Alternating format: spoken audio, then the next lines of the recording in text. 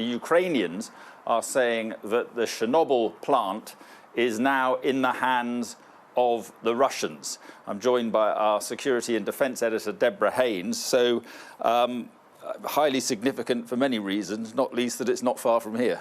Yes, I mean, that's the thing that people have been most fixated on in terms of Chernobyl. It's on the border, obviously, with Belarus to the north, but it's the shortest, most direct route to the capital. And we've had as well as what you've just been talking about, an update from the UK's Ministry of Defence, their Defence Intelligence Agency, which is producing very unusually information because they obviously want to try and cut through the disinformation that's out there. And they're saying that they believe that Russian forces are moving towards Kiev. So significant in the sense that it's been taken and it's close to here, but also just dangerous in the fact that it was the site of, one of the worst man-made disasters in our time. And the Ukrainian president, he took to Twitter to call out what was going on. There's been fighting there going on for a few hours. He said that the occupation forces are trying to seize the plant. He said that our defenders are giving their lives, so the tragedy of 1986 will not be repeated. And he said that he's reported this to the Swedish Prime Minister, and then that this is a declaration of war against the whole of Europe.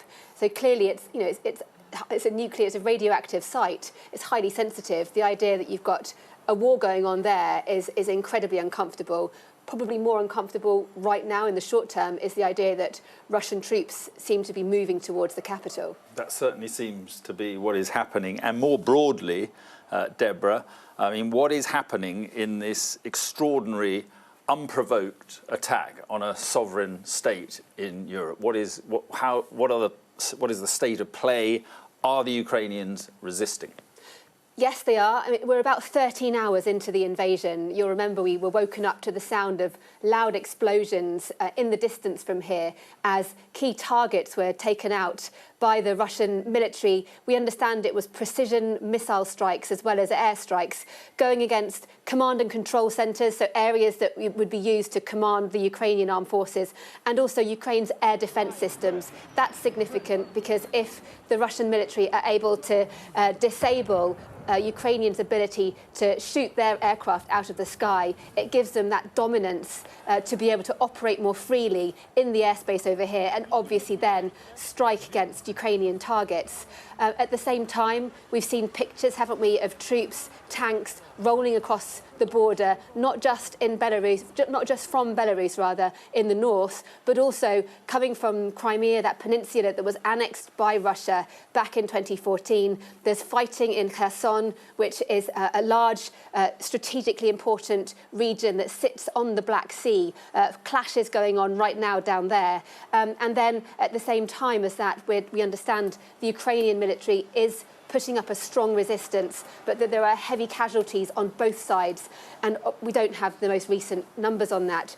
But a huge, huge battle for this country is underway right now. And what we can say tonight is that this is a fully fledged invasion of this country.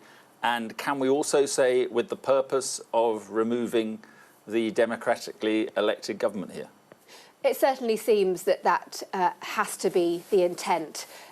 This is not a limited incursion, which some people thought might be the most likely outcome if President Putin did decide to go for the military option. The fact that they are striking north, east, south across the country, multiple targets, going after, like I said, those command and control centres. Also, there have been explosions that we've seen around power plants as well. A dam, we've seen the military moving around there, which means an intent to take control of critical national infrastructure.